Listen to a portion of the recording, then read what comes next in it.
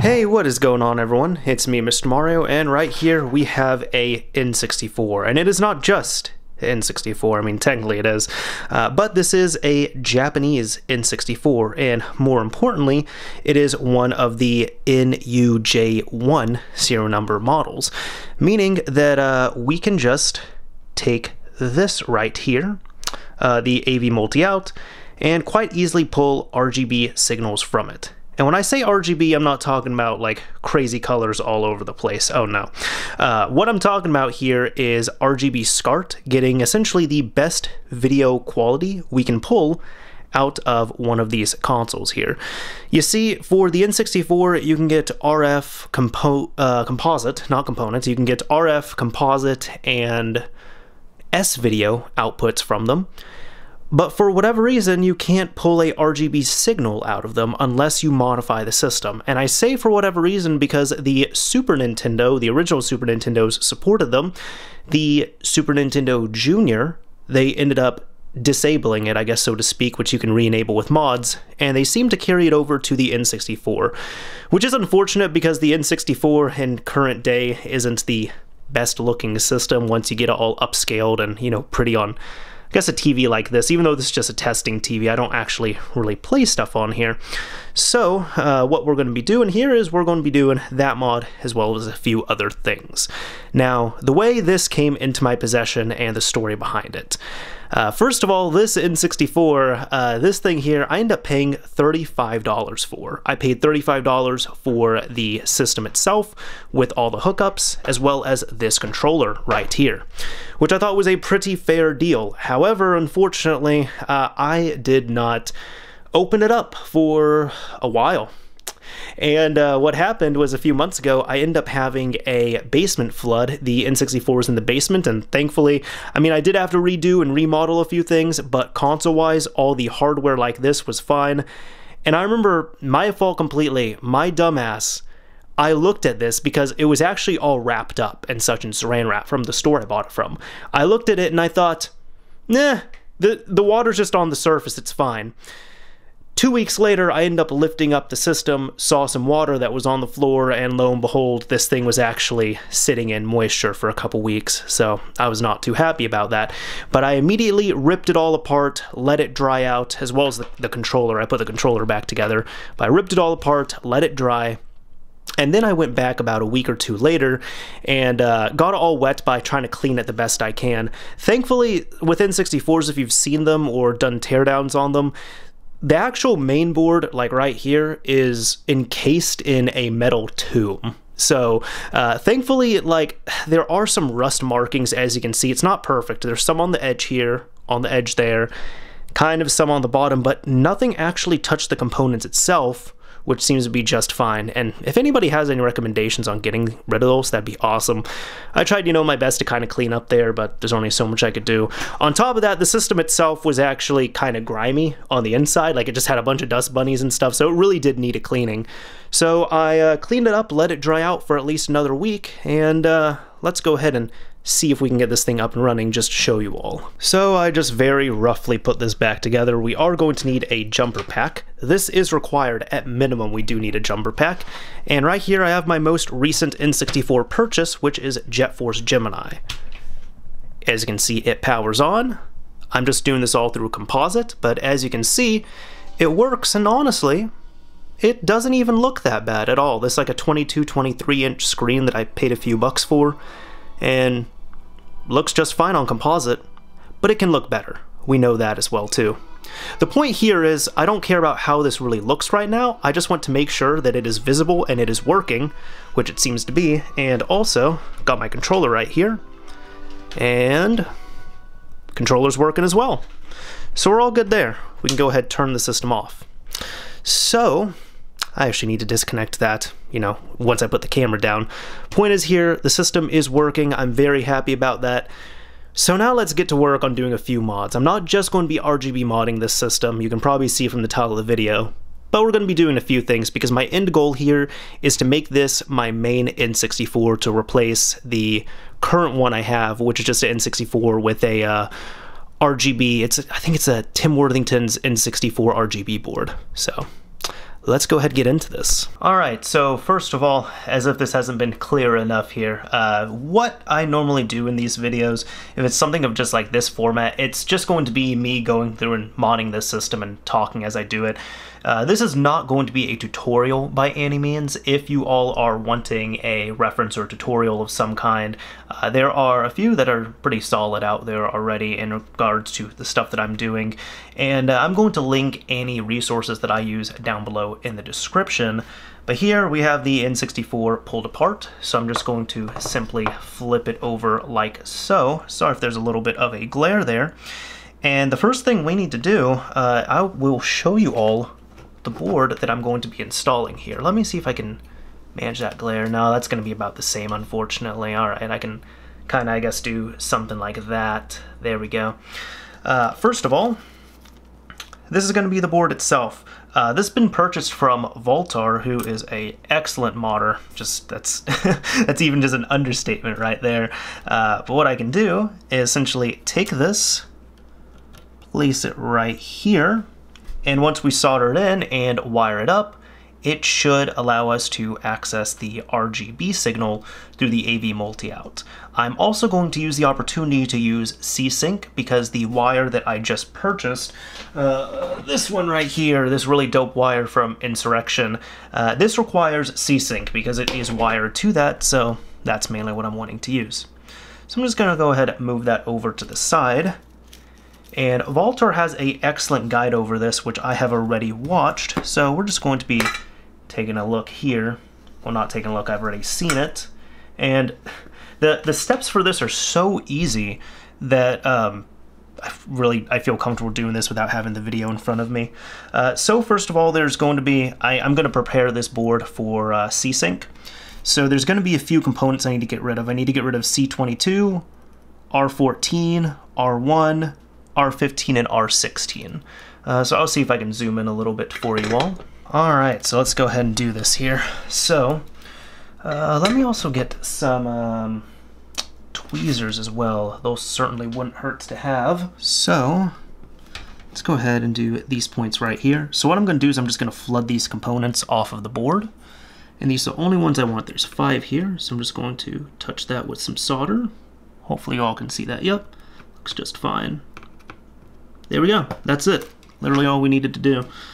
That did stick to it, so I am going to have to just hit that real quick. There we go. Oh, not trying to get this all over the place there. You know what? I just pick it up with my hand at that point. That's one done. Just doing some surgery there. And some people might be yelling at me for not using flux, because typically I do. For doing something like this, just flooding these components off the board, it's a lot easier to do it without flux, believe it or not. Even though I am a firm believer in using flux, you really don't need it for this step. So, oh, there we go. Well, now I'm kind of getting them all over the place, kind of making a bit of a soupy mess there, but let's see. I will have to yank this. There we go. If I can. There we go. All right, cool. I have those two together, mind you, but now at that point, none of the points are bridged, which is good. And we have C22, R14, and R1 all removed. So I'm going to do the same thing right over here. This one's a little bit different. You can actually remove Q1, or you can remove R15, R16. I'm just going to remove R15, R16. So, same thing here. It's been a while since I've done this too, just like flooding little components like this off the board. Similar to the 360 days when I was doing, what the hell was it? Just like, mainly LED mods and stuff. That's what this is reminiscent of for me. Alright, so I have R15 off. I have all my little components on the table here. And the last one's going to be R16. That's about all we need. Very cool. It looks like I did bridge this slightly, so let me just correct that here.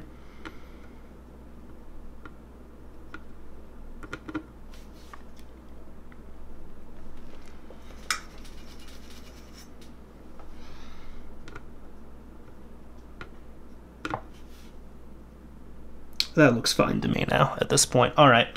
So cool. The entirety of the board itself has been prepped. What I'm going to do is I'm also going to clean this up a little bit. Just use a Q-tip and some alcohol, which I'm not even going to use the cap for this. So another thing with this is, if some people know about the N64 RGB mod, this is not going to be the HDMI mod. I mean, I guess technically you could use like an HDMI adapter with this that taps into that RGB signal. Not the Super 64, I believe that's what it's called. You won't be able to use that, because that, well, you can, but that one's only S-Video. That one doesn't tap into the RGB out signal, unfortunately. There we go. That's a little too far to my liking. Let me just see this one more time here. And I'm looking there, I just wanted to double, triple check, but those points are all good, and again, all cleaned up, so not too worried about that now. But point is on here, so I was gonna say, there are some, I guess, homebrew methods, I guess you can say, in which you could just wire this up without using one of these little boards or something similar. Because this thing wasn't cheap, I would say. It was $30 just for something like this. And what you could do is you could wire the RGB signals directly to the AV multi-out to enable them. The problem is, if you do that, typically it looks a little bit too dark. It might also be a little bit more of a janky install, and it's cheap, mind you, and it will get the job done, and there's ways where you can brighten it up, but I'd rather, at this point, I'd rather get some cleaner like this. A few years ago, like several years ago when I was younger and really getting into soldering and such, it was very much I want to do things in a affordable DIY fashion. Now at this point I'm like, you know what, I don't mind paying 20 or 30 bucks for a board like this to make it easier and to do it right the first time. So I even have some systems I could think of where I kind of want to go back and redo some mods like this. But as I showed, all we need to do is drop it on like that, and we are going to be trying something else out here, which I have not done before. This right here, shout out to my friends over at Retro Gaming Arts. A while ago, Paul there ended up sending me kind of a goodie bag full of a lot of stuff that I haven't really gotten to utilize, unfortunately. Except for this, this will be the first time I'm utilizing, which is some No Clean Flux, which I see is really recommended by not only Voltar, but also all the people at Retro Gaming Arts, as well as several other modders in the community. So I'm just gonna, oh. That might have even been, I mean, not like too much, mind you, but I only wanted to do like 1 or 2 drops on there. So what I'm going to do is I'm just going to lock this into place by, I'm going to solder the corner right here.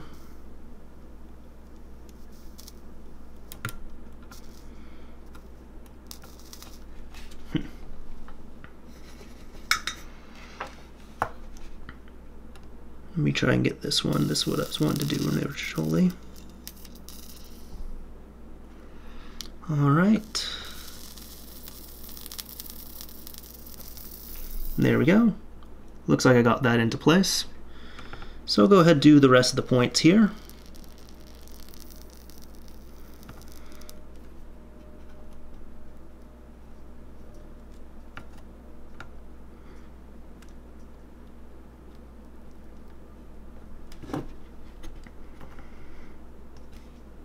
I'm really not even putting all too much pressure on here either. Just want to get a nice solid connection there. Oh, no, there is a point there. I was looking and I was like, is there a point? I wasn't seeing it. All right, so there's this. Let me go back to this point. There, that's easier to solder too. All right, let me go ahead and get the other points here.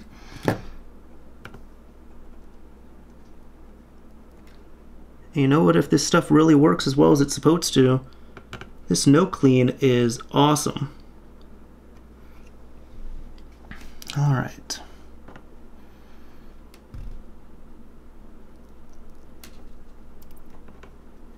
Did I even get any on? Nope. Let me put a little bit more on there because that point's not one to cooperate with me.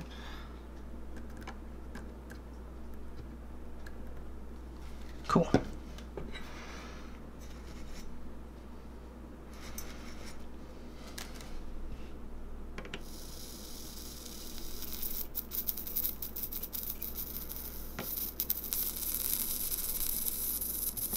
All right. And we're almost done here with the AV multi-out, thankfully.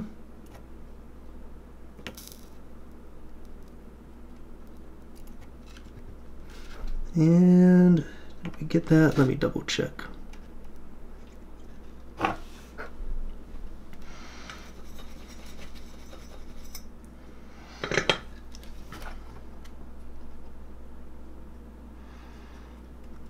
Actually, these last ones here, doesn't even look like there's anything on them. Looks like I have most of them, but not all of them. So let me go ahead, just kind of get these here again. See what I can do. I might even have to flip it around, something like that, just so I have a better angle at it. There we go.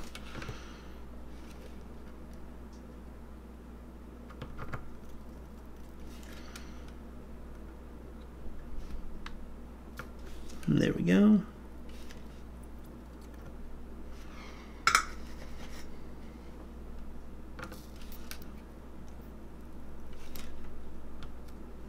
And there we go. All right. Those are more points I'm okay with. And even the other ones here, I can technically retouch. That's fine.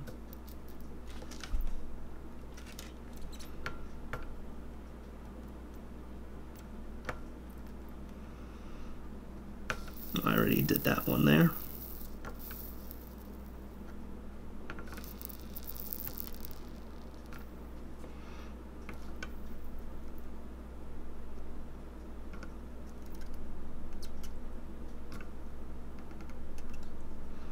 All right, cool. I'm okay with that at that point now. So looks like, just from a quick test there, I mean, seems to be held into place just fine. So we are all good to go on that, thankfully. So the next thing is going to be wiring. So for this, I'm going to need a few points here, and this is really easy to do, thankfully. We have R, G, B, and C-Sync. Those are all the pads right there. And R8 is R, R9 is G, R10 is B, and R16. It looks like I did end up hitting that via, so I won't be able to loop it through, unfortunately, but I can still just solder it to that directly, which is all good. Yeah, I think we'll be okay. One of the techniques I was seeing here before, was essentially you could like take the wire and put it into the vias here themselves. I guess alternatively you could also just like, hit that point with solder and solder to it. Either should be fine. But either way, I want to see if we can do the via method here. So the only kind of annoying thing with this chip I'm seeing is many other chips that are developed like this, they go RGB, and it's really easy to line them up. While as this one, it's flipped, it's BGR. So essentially, I didn't buy the cable for this. It's like an extra $3 if you want to get some cable that's already cut and stripped and tinned and everything. You could buy some from Voltar himself if you buy one of these, and it's just the cables go from here, and you're supposed to kind of go around here, up, and flip them at an angle, and then they wire up here. But I wanted to use my own wiring on this, which is why I didn't go with that method. So first of all, I need to see what type I'm going to be using and what will work well enough for this. Typically I might do something like 30 gauge wire. However, for something more video related, I think I'm going to want to go, a little bit higher. Let me see if I can. So I'm going with some 26 gauge wire. And wow, that is a lot easier to cut so far. It's all good. This does have a thicker insulation. And just seeing if it will go in right there. There we go. All right. And the other key to this is, so pretty much on these vias here, you don't just want to like cut, a whole bunch of copper or, strip it back and then just like shove it in there. Because the thing is, these are actually directly under the video chip right here that I can show you all, and if it's long enough you'll actually end up hitting the legs right there.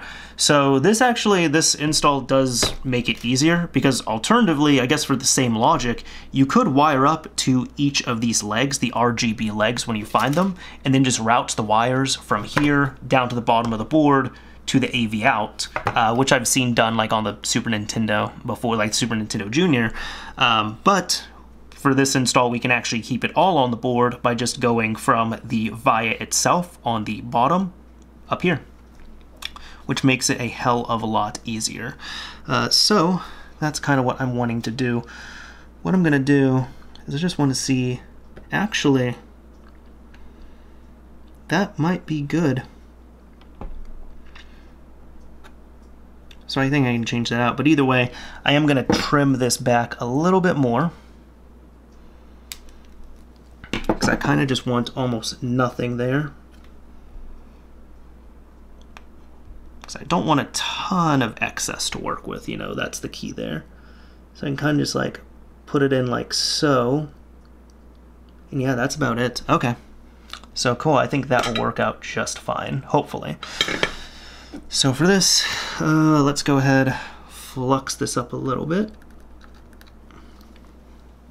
There we go.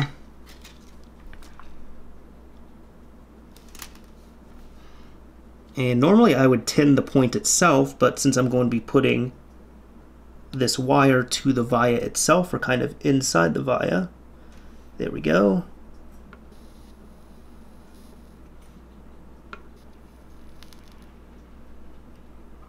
Nope.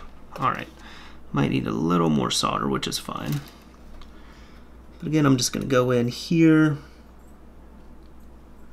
kind of get the wire lined in.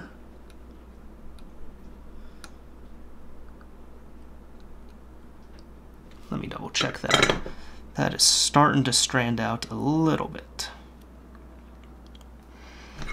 I guess this is the pain you might run into if you don't buy that extra wire, but I still want to kind of just use my own wiring on here, and it was a good excuse to try out this 26 gauge that I just bought. So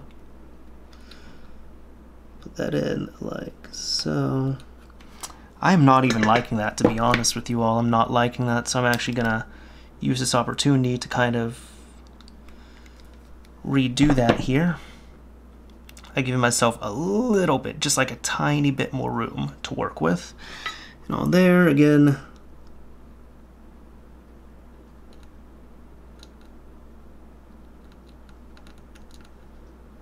there we go. Got about right there.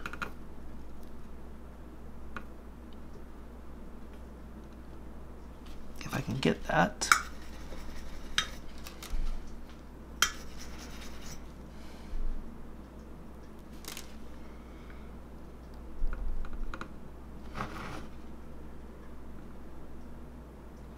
All right, and actually that's stuck. Awesome. So at that point, we are all good. Yeah. Cool. So that's just about enough for what I need. Actually, that might all be done there, but I'm gonna hit that with a little more solder. Nope. But from what I've seen, the key to this is to kind of lock it into place first and then worry about soldering it in properly. But I would say that is done at this point. So that's my red wire for red. Wanted to do that one on purpose. And essentially I'm just kind of going to do something like this. I'm going to get my wires all into place with their appropriate vias and be good to go at that point. So that is all good from that front, thankfully. Let me try out the blue wire. Where did I put my wire at, you dude? Oh, here we go. So about the same thing. I'm gonna grab this, do the blue.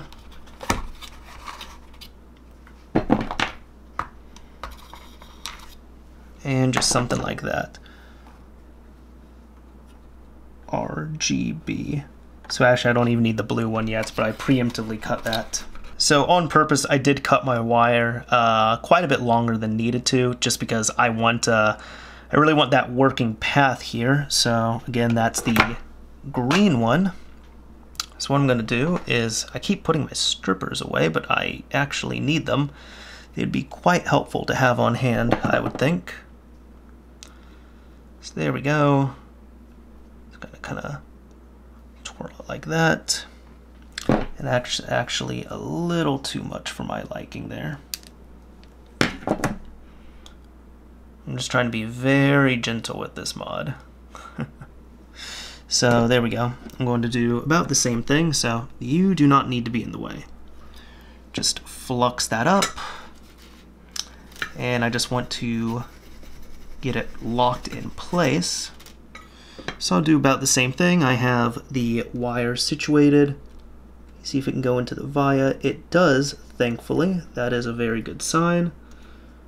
Put it in something like that.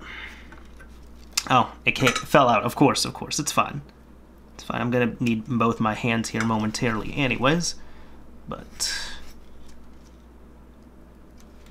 something like that.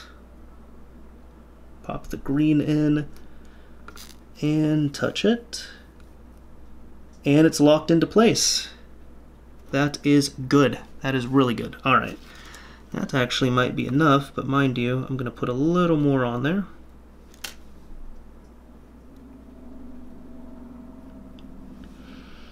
So that's enough that I'm happy with. So that's my green, excuse me. And the last thing is going to be blue. So I'm just going to do about the same thing here. Trim that off. And my goodness, I've been working with 30 gauge wire for years. Now all of a sudden upping up to 26. This is really nice. Cool. It's not nearly as sensitive, thankfully. So about the same thing. Just a little bit there. Let me get it into place. It is going in the via. So there we go. That's also soldered in. So I'm going to finish that job off. Let me clean up my iron first. Finish that off by popping it in there. All right. I would say those are all good at this point. So that's, I guess, technically the hard part. What I can do is, how am I going to put these? Might have to, I feel like I can kind of do like that, that. I do something like that. Here's the thing though, blue is going to have to go this way, so I'm kind of just seeing how the hell I'm going to do my wires. So blue is supposed to go there, and they are going to overlap no matter what. That is the downside to doing this, with this board at least. Kind of wish they didn't overlap, but oh well. So let me see what I can do with these here. Essentially, it could be something like that, where you kind of take them, flip them around. I'm just doing this like very basic here. You can kind of take them, flip them around, and then they go B, G, R. It's something along those lines. So once you get it like that, it should be all good. Cool.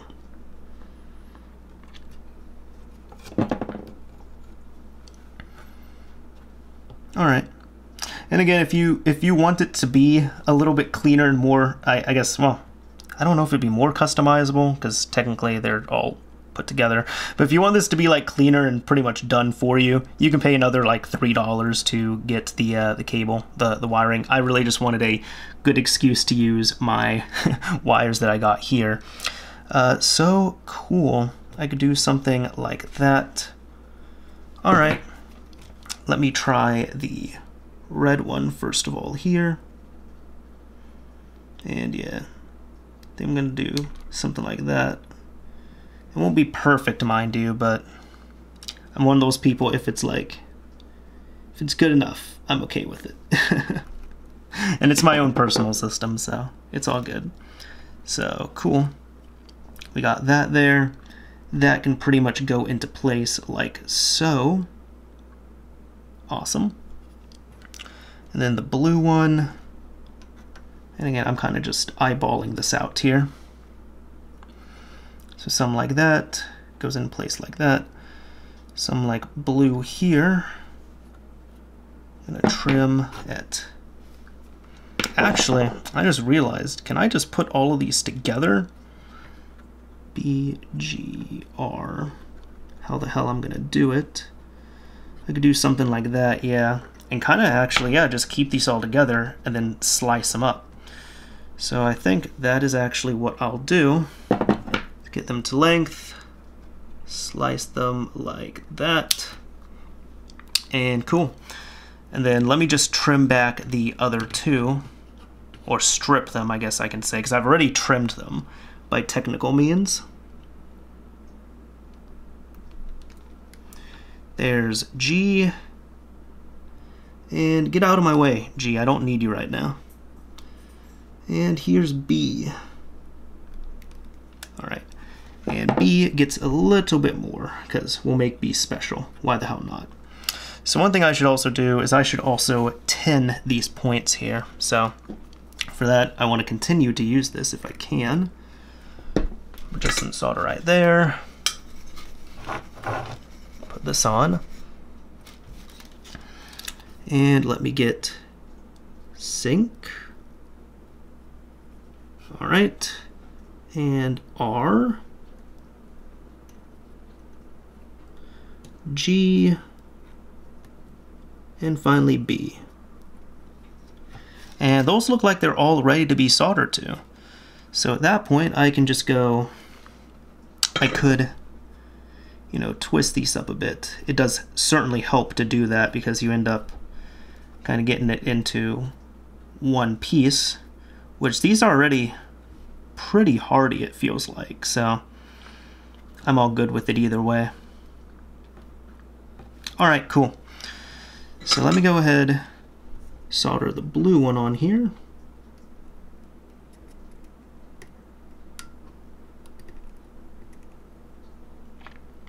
Oh, that was not on there for long enough, so I'm actually going to hit that here again.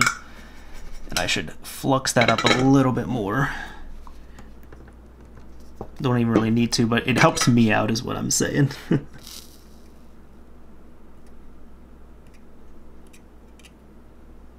Cool. That's a point I'm happy with. Let me go ahead, hit the green one. Oh, put that away. All right.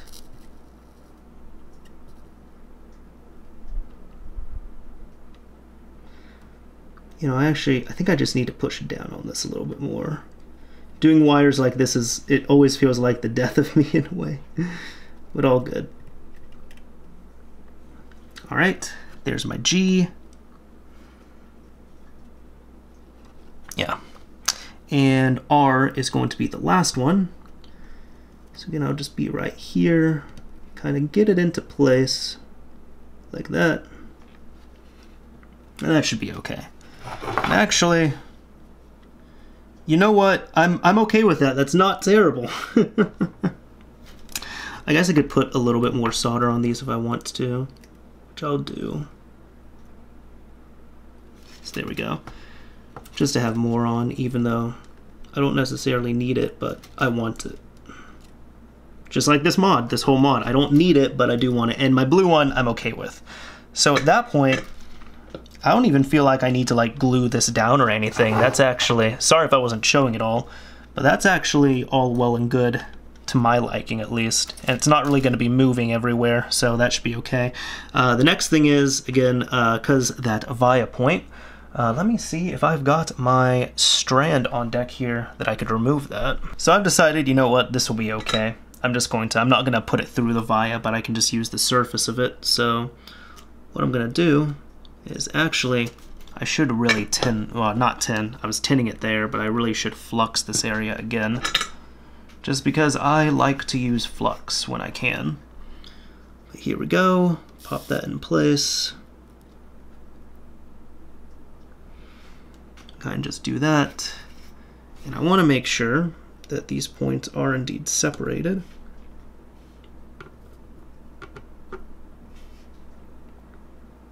That looks fine to me, yep. Should be all good.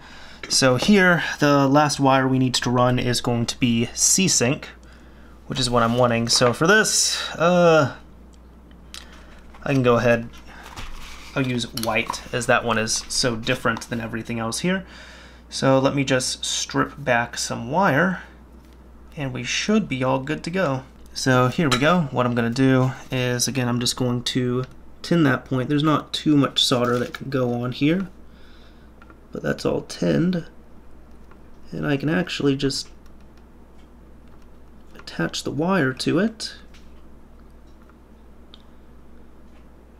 Make sure it's hot before I let go. There we go.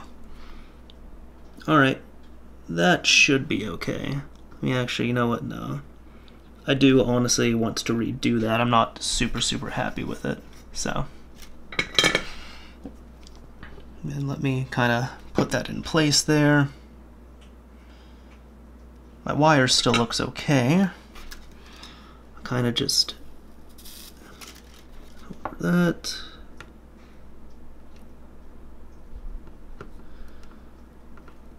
And there we go. All right, that's about all I needed. You just need that. So now from here, we can simply wire it up like that. So from that point, I'm going to go, yeah, right about there. I'm going to slice this and trim it back a decent amount. That's fine.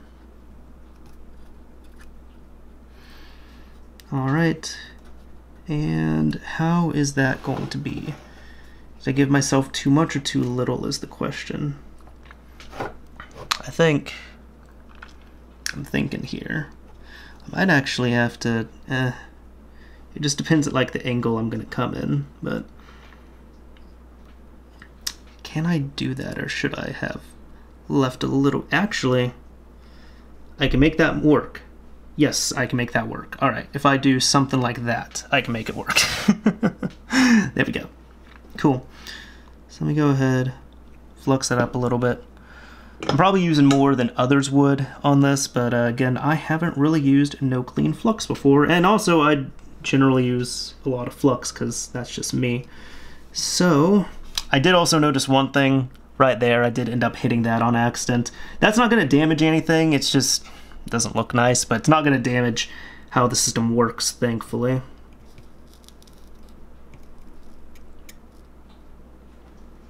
There we go. So that is it, dudes. That's it. The entire RGB mod is done at that point. Very cool. All right, so again, that was just soldering everything right there to the AV multi-out, and then R, G, B, and C-Sync, and of course removing all the necessary components. But that wasn't all that bad to do, thankfully. And that's also why I wanted to get one of these. So I'm doing it specifically on this N64 because, again, this is a NS1, or technically since it's Japanese, it's a NUJ1 model of the N64, meaning that you could do this modification quite easily on any N64 that does not start with that. So if it starts like an NS2 or an NUJ2, you do have to use another solution. If you're doing RGB, you have to use like an RGB board of some kind, which is just, it's a lot more annoying. You pretty much just have to come up here and you solder all the wires directly to the video encoder, and then you have to wire it to a chip itself. So it's a lot harder and many more wires, and not as easy as something like this. So that's all good at this point. I'm actually just going to clean up here a little bit so I can declare this done. And we should be all good to go then. So here, kind of just getting those points. And for these, I'm just using 99% isopropyl alcohol as well as Q-tips.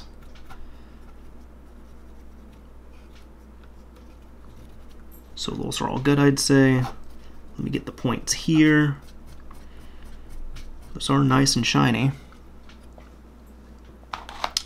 I have seen, there were some older not reviews, but older articles and such online I saw where some people were putting electrical tape underneath this.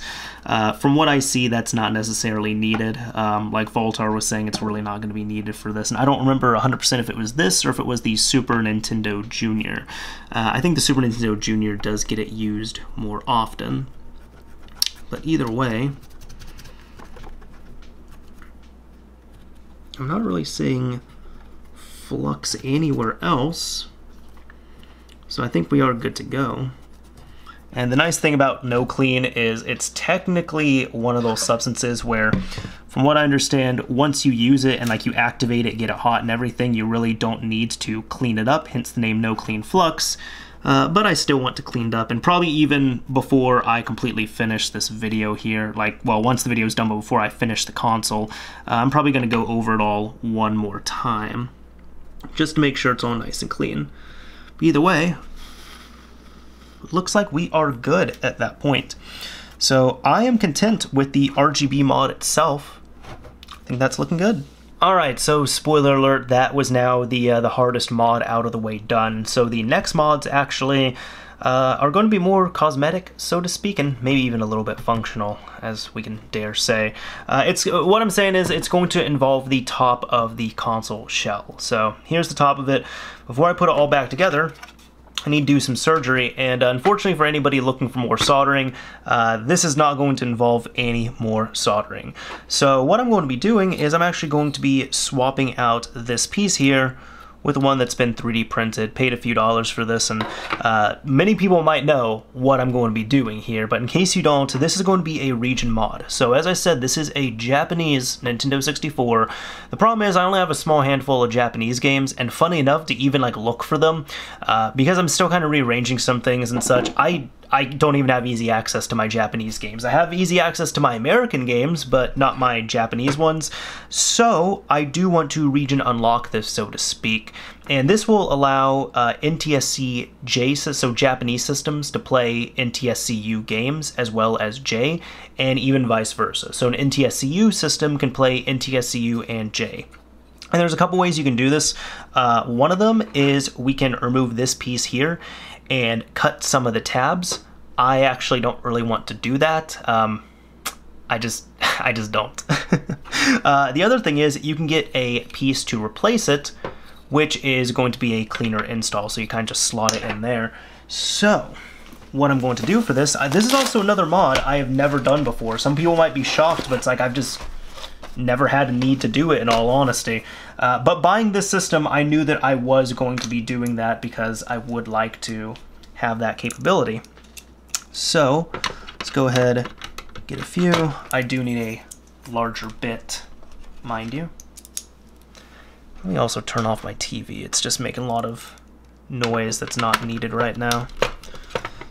So let's go ahead, remove this first screw. I'm going to remove this second screw.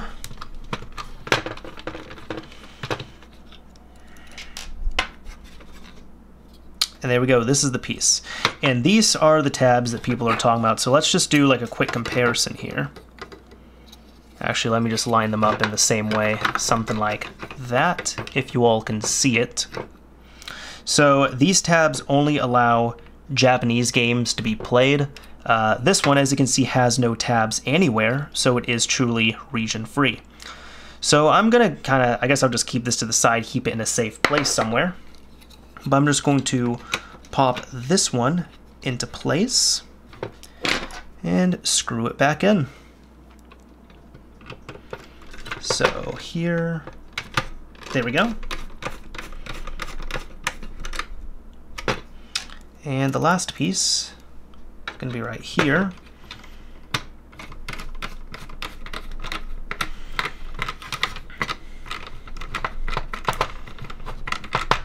And again, as this would have been one of those like super DIY things I would have done years ago, but I guess for this, I don't remember how much these were. I can link them down below in the description. I just know they didn't cost all too much, and I bought several as well because I have several N64s. But there we go. A lot easier than cutting the tabs. Again, you can just open up the system, swap this out, and you're done. You don't have to damage any of the original hardware.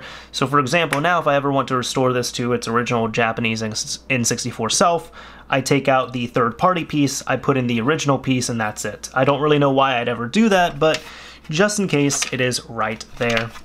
So now all games should fit there. Well, Japanese and American games, I cannot verify with PAL, but since the system also runs at, 60 hertz, 120 volts, 60 hertz, I really don't want to try PAL on here. One of the last things here is also going to be this badge. I would like to change out the classic N64 badge. And I have no one else to thank but Rocker Gaming for this here, who a while ago also sent me a nice little goodie bag. So Rocker, thank you for this. This one was given to me for free, like just as full disclosure. The Voltar RGB board I paid for myself. This right here I paid for myself. I remember I was originally talking to Rocker and I wanted to get a few of these for this reason. He didn't have them available in stock though at the time, so it's all good. I just bought those myself from another seller. And right here, we have a new badge. So I just briefly looked at how to change these out, and it seems to be easy enough. Like, even so easy that Rocker Gaming, he did not have a explicit video on it, or even like it was just a written tutorial, is what I'm saying. So here, essentially, from what I see, you can see one of them at least. That's one. Well, okay, you can't see it there. If I angle it, there's one in there, there's one on this side, there's two holes, and apparently you can just push those through, and the original badge will come out with no issue. And then once it comes out, these new badges from Rocker have some adhesive on there. You remove it so the adhesive activates, you slap it on here, you're done. So that's really cool. So I'm going to give that a shot as well and see what we can do for this. So I guess for this, I'm trying to think of the best way to show this to you all. Something like that, or actually, but I need to see it as well too, you guys, come on. So I could do something like that. I guess let's just get to pushing on here. Now it has been suggested by Rocker himself to not use a metal piece, to use like a spudger of some kind, so that's what I'm gonna try and do.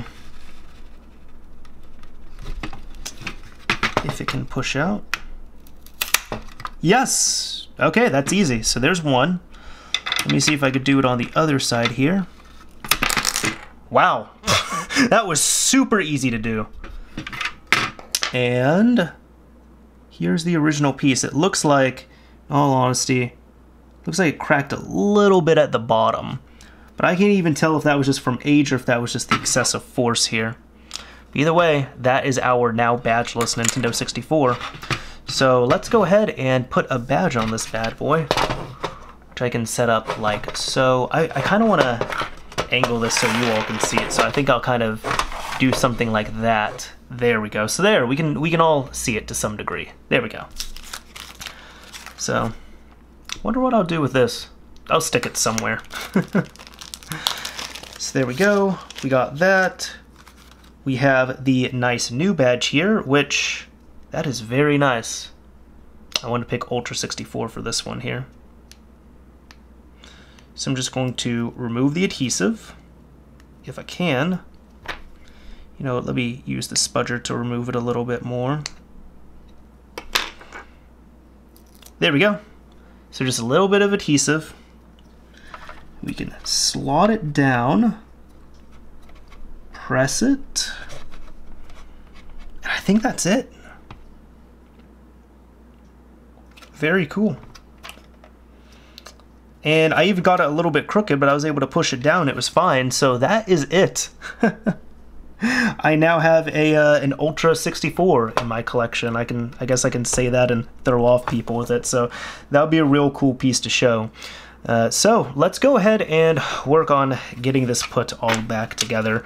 I do need to clean up a little bit as well, so this will require some cleanup. But big shout out to Rocker Gaming. He's an awesome guy. I've also done a collaboration with him as well too, which was some fun stuff. So I'm happy I was finally able to put this to use. I do want to do some more detailed stuff in regards to the badges here, but that was super easy to do. My goodness. All right, good job, dude. Really appreciate it. All right, you all. So now we got to put this thing back together, and I have a confession.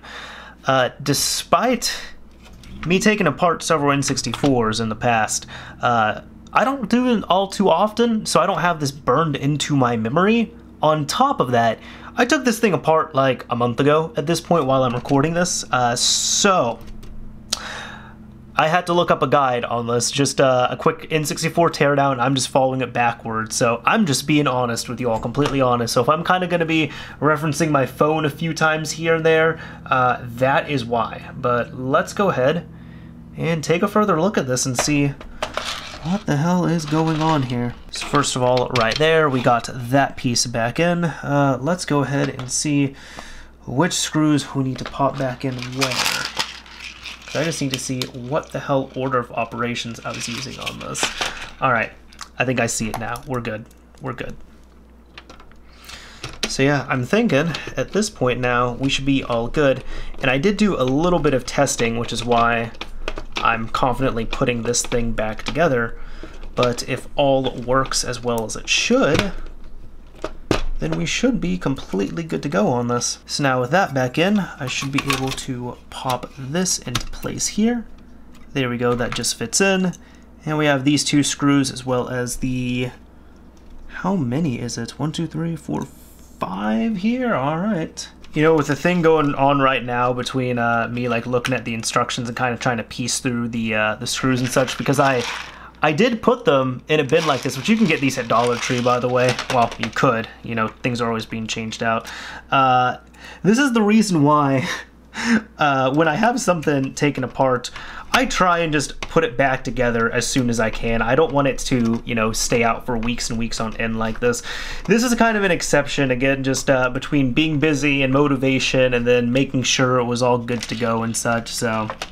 Yeah, but recently, like, I did a teardown of, I got a CECHA PS3, like the original one, the original premium 60 gig model, and I did not feel comfortable having that thing taken apart for, you know, longer than it needed to, just because those things have many screws in them, and just had to be careful with it all. Alright, so next up, this thing right here, we got that in place. And we're going to need to do what other piece? There are a few pieces here. Let me see. And they're supposed to go kind of in a certain order, I guess we can say. I'm not even sure how the hell. Does this one go in like that? Maybe? Something along those lines. I think that should be okay. And then this is kind of the complexity you get into when you're screwing all of these back in. So I believe these two, just from the 5 that are going in, these two here are supposed to be black screws. So that's black screw 1. I really don't even know. I guess I was really distraught and just trying to get this thing open as fast as possible because I don't know what type of order of operations I did this all in.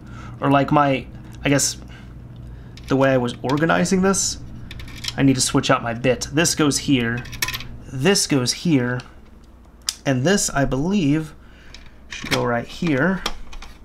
Yes. Alright. Alright, so one thing I have noticed, unfortunately, is because of this 3D printed part, when I put this down,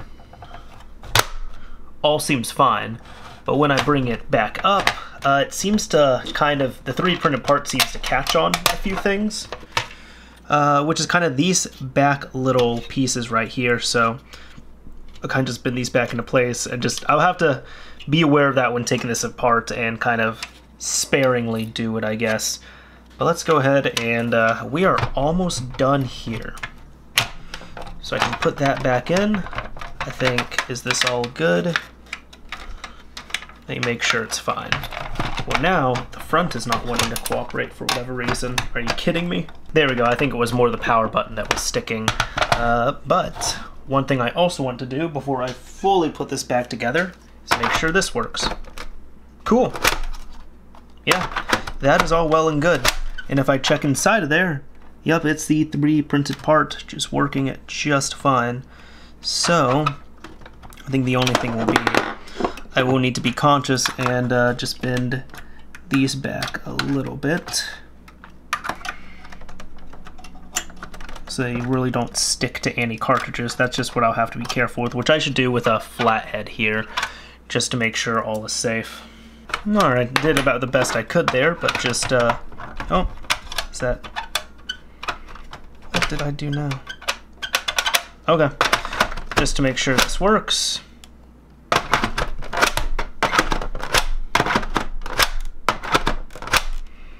Alright, that should be all good now, so yes, that's fine. Alright, cool. Let me go ahead and finish putting the screws back in for this system. Alright, so I have it nearly reassembled here. The last thing to go in here would be the jumper pack. However, as I want to fully utilize the system if I can, I do have a nice little cherry on top, and this is not a modification, but if it is, I'm sure it might be many people's first modification if you owned an N64 in its heyday, or even, you know, at any time really, and you ran into this. Right here, I've had these sitting here for a while, have not opened them until now, but we have a nice little expansion pack. So this is really easy enough. It's just an extra 4 megabytes, I believe, of RAM. We just pop it in here, snaps down like that, and that is it. Again, the cherry on top because it's red, so that's very fitting. Alright, so now going over the very last things here. This system is all put back together, thankfully, and just to recap the mods, it now has a expansion pack that could or could not be a mod depending on who you're talking to. It has been rebadged to a Ultra 64. It has RGB output at this point, and it is now region free between Japanese and American regions. So I've tried JetForce Gemini a few times. I've also made sure that composite out works, but we have to try probably my favorite game on the N64, Conker's Bad Fur Day. Slam that in, turn it on, and check it out. Now, before I continue on this, some people might be ragging on me for using this thing here, which Retro RGB did a fantastic job talking about how this is not a very good upscaler if you're trying to get one for SCART. Look, this is what got me into it. Plus, on top of that, I don't want to bring my FrameMeister up here. I'm just using this as a test example, just to use my cable and make sure that it works. That is one thing, though. So probably interspersed here, I am going to put some actual gameplay or footage that was recorded using this N64, using RGB SCART from the FrameMeister itself, and I'll just, you know, edit it in. Either way, though, I did notice this works with my cheaper SCART cable. Unfortunately, it still does not work with my Insurrection cable, and I checked my connections and such, and I'm still having that issue. The only cable that one has worked for has been my original Super Nintendo, like the fat one, not the slim one. So I'll need to look around at cables and such, but either way, I do have this working here, and I know despite that cable not working, the RGB output still does work, simply because if I used the same SCART cable on this console and it was not working or it was not modded, it would just be a black screen. So now the fact that we're actually getting video out on here shows that it all is working, all good and well. So that is about it for this video. Hopefully you all enjoyed the modifications that have been done to this N64. If you're wanting to do any of those yourself, again, if you're wanting to get into RGB output by any means, I would recommend trying to track down a one of those NS1 or NUJ1 serial number starting consoles, just because it is much easier to do a install like that, whether you want to do it DIY or you want to buy a board like I did. On top of that, that's probably the hardest one that was done on here, and if you're decent at soldering, it's easy enough to do, I'd say. And then the region mod, super easy to do. You could even do that without spending any money, since you can just cut into the original if you choose to do that. And then the badge as well, I don't remember the price on those, but that was super easy to do. So several of these were just super easy to do mods, with one of them being, you know, adding functionality, quality of life, and some of them being cosmetics, and some of them, you know, improving our game compatibility. Anyways, this is Mr. Mario signing off. Thank you all for watching, everyone. If you enjoyed this video, a like would absolutely be appreciated, and if you didn't like it, a dislike is fine as well too. But I need to find my controller again so I could finally play some Conker on this thing.